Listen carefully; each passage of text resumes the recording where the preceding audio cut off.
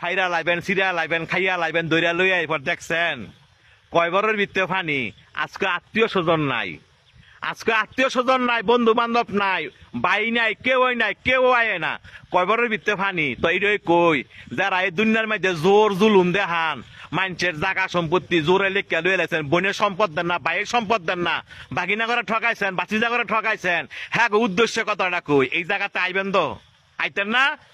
এই জায়গাতে আইবেন তো, জব আপনার দেওয়ান লাগবো, সম্পত্তি আপনার ফেরত দেওয়ান লাগবো, এই জায়গাতে আইয়েন।